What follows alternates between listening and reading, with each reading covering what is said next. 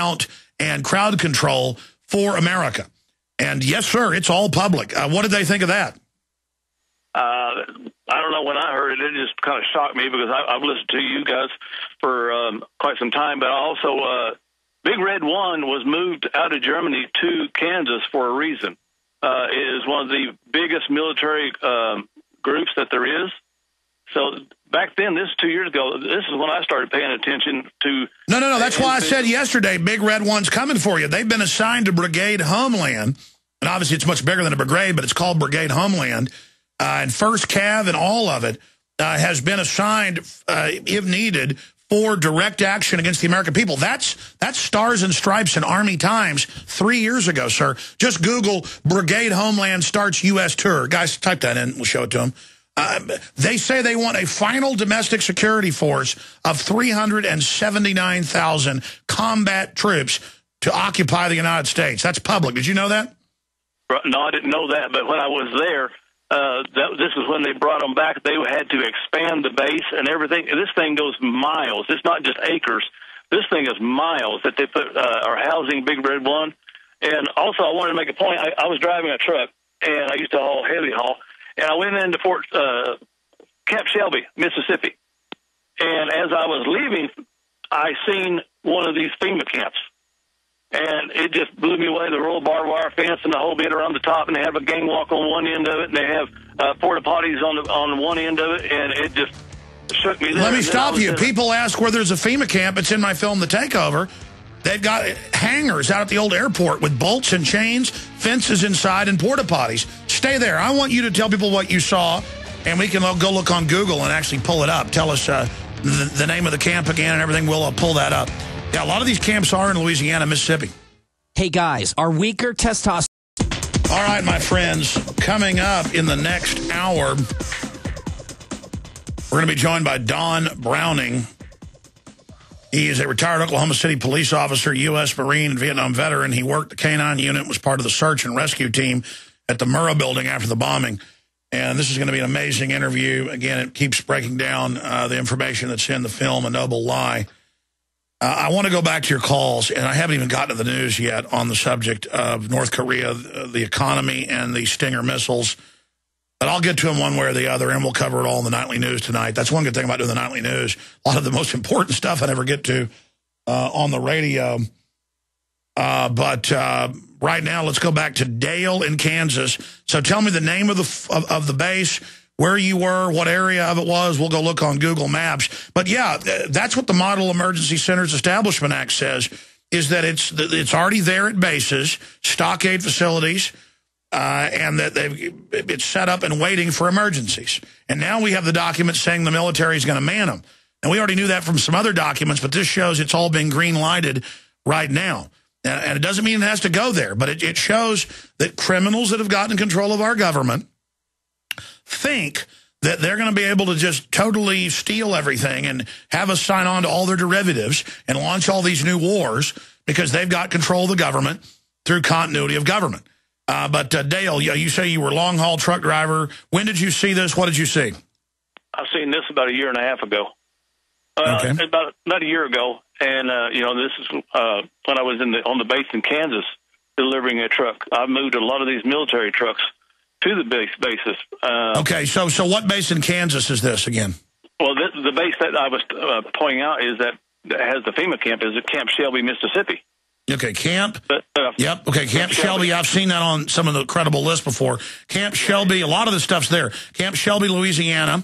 Okay, please continue. Tell me what else you found. Well, as I was leaving, I've seen this camp. You could tell it was not normal. It's just like a Gestapo prison camp. I mean, had a roll barbed wire fence and everything. And also, while I was up in South Dakota, I was delivering something up there. And I was out in the middle of nowhere. And I like helicopters and stuff like that. And I noticed this helicopter, and it was coming at me. And when as it got closer, I paid a little more attention to it. It had no markings on it. All it had was the trilateral symbol on the belly of it, and black as coal. And you tell people this stuff, and they don't believe you. I mean, they just don't believe you. And I put my eyes on this stuff, and every time I hear about it. What about Camp Shelby, Mississippi? From my memory, that's a pretty big base. What area is this in with the classic stockade and the barbed wire facing in? Okay, it's on the, as I was leaving, I saw it. So it was on an exit route out of the base. So if you'll look it up, it's on the outside of, it's not on the outside of the base, but it's as you're leaving the base of the exits. You know, it's not on the entrance of the base. Describe it more. Describe why you knew it was a FEMA camp. Oh, you can tell. I mean, with the real barbed wire fence, and all it had was tents in there, little tents. And a whole bunch of porta potties on one end of it, and then it had. What really shook me up was when I saw the gang walk up on top of, up at the top of the fence. Sure, it's got an area for guards to walk around with shotguns. Right, just like you'd see in a prison camp, and that's what really shook me up, and that has always stuck in my head. And then of course I watch this stuff every day, and I listen to you and stuff, and I listen to other things. And there has been you all was talking about the buildup of police. Well, Interstate 70, I traveled it every day across Missouri, and there has been a buildup of police, state troopers, county sheriffs, everything. I would say it's probably tripled in buildup. Oh yeah, they're building up for the bankers to kill America, and the cops. A lot of them can't help it. They're simple-minded. They're like, well, I get the power because I'm a good guy, and things are collapsing, and we'll just have to take their guns then. God bless you, my friend. All right, we've got an amazing guest coming up. Actually, two amazing guests coming up, joining us via video Skype in the next segment. Oklahoma City investigators, one of them who was there when the bombing, in the aftermath. That is coming up in the next segment. Also, in some of the other news, Obama prepared to attack military action. Again, Obama prepared to take military action against Iran. Dennis Ross, a big Obama advisor, says if Obama draws the conclusion that certain kind of steps should be taken against Iran, he'll take them. Yeah, because he's completely blackmailed and controlled. Here's another one. Dozens of people die in roadside bombs in Iraq, right as the United States begins to officially pull out, but it has all those advisors and embassy staff and mercenaries there. And Tony Cartalucci, writer for Infowars.com, has a big article out. In a move that almost defies belief, it is so brazen and hypocritical, many will not believe it, no matter how many State Department officials confirm it. The U.S. has been guarding a terrorist training camp inside Iraq with U.S. troops and is planning to relocate them, possibly in a freshly abandoned U.S. military base in Iraq, while D.C. lobbyists work feverishly to have them delisted, armed, and sent to conduct terrorist operations in Iran. And this is what 2-3 weeks ago, Steve Pachinik, former State Department official and terrorism expert, talked about. The MEK, which is an admitted real terrorist group, is basically working for the U.S. government. I mean, what group isn't? Because this isn't the U.S. government, ladies and gentlemen. It's offshore mega banks that are totally ruthless and hire criminal mercenary groups to stage terror attacks all over the world, to finance other terror groups, to stage bombings here in the U.S., to do it all so the system can take our liberties and freedoms and pose as our saviors. And it is so incredibly dangerous on that front. Looking at Korea and China, ex-President Carter sends condolences to Kim Jong-un. And that only props these crazy hereditary dictators up. I understand they've got to have somebody who can diplomatically talk to these people. But why did Donald Rumsfeld, as the head of the big Swiss company back in the mid-1990s, transfer the reactor systems so North Korea could have nuclear weapons? Continuing, Finland finds Patriot missiles on China-bound ship marked as fireworks. See, while you're busy being told to be scared to death of Al-Qaeda under the table, 10,000-plus missiles, 2,000-plus that are high-tech, surface-to-air missiles were basically given to Al-Qaeda and allowed to keep them when Al-Qaeda was given control of Libya by NATO. And that's on record. That's even mainstream news. Pull it up.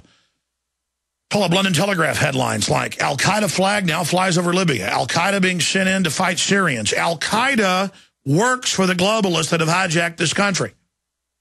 People are like, but why would they have them attack us? So they can take all our liberties, blame Iraq that had nothing to do with it, and invade them. Now they're blaming Iran for 9/11. Next, they'll blame you. Or maybe Santa Claus for it. Everybody but who's involved. The Finnish authorities have impounded an Isle of Man flagship bound for China with undeclared missiles and explosives. British or U.S. government, they're always doing this. Police are questioning the crew of the MS Thor Liberty after what were described as 69 Patriot anti-missile missiles were found on board. Yeah, you can also use a Patriot to shoot aircraft down all day long. Oh, but they've been saying Al-Qaeda must have stingers left over from the 80s. Give all your rights up. Continuing here, Interior Minister Pavi Rassen said the missiles were marked fireworks. The MS Thor Liberty was docked in Finnish port after leaving Germany last week. Dock workers became suspicious after Mr. Napolitano told them to be. I'm joking. After finding explosives poorly stored on open pallets, and missiles were then found in containers marked fireworks. More on this coming up, but first, our guest.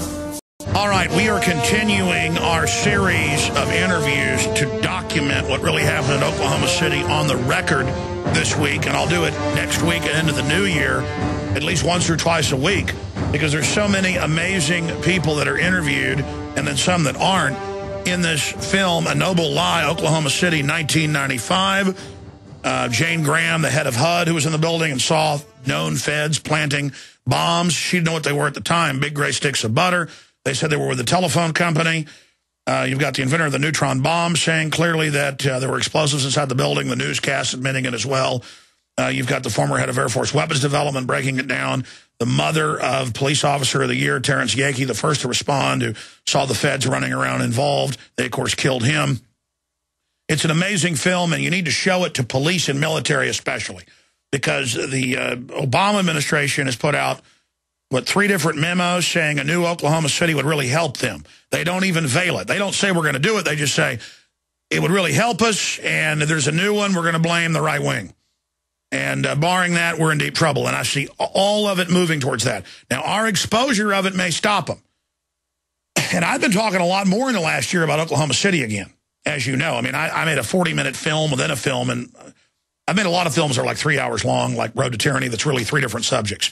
The history of terror and the New World Order, stage terror, then Oklahoma City, the First World Trade Center, and then into 9/11. Now, this video is available at Infowars.com, and it supports the filmmakers and, of course, my operation when you get it. But bottom line, get it, air it on Access TV, have local showings in your area. Just like with my films, get my films. You're authorized to make copies of my films. I want all of my videos out there to everybody, because this is a life and death situation. I mean, you watch my police state films, you'll understand what's now unfolding. Now, let's stop right there. Don Browning is a retired Oklahoma City police officer, former U.S. Marine and Vietnam veteran. Don worked in the K-9 unit and was part of the search and rescue team at the Murrah building after the bombing. And we're going to go through some important questions. And riding shotgun with him is Holland Vanden Nieuwenhof. He is a native of Oklahoma and served as a rifle squad leader in Marine Corps. Holland decided to get off the bench one day and started writing and passing out leaflets that exposed government corruption and cover-ups. These efforts led him to collaborate with the Oklahoma Bombing Investigation Committee in their efforts to uncover the truth behind the OKC bombing. He was instrumental in the formation of the first low-power FM station in Oklahoma to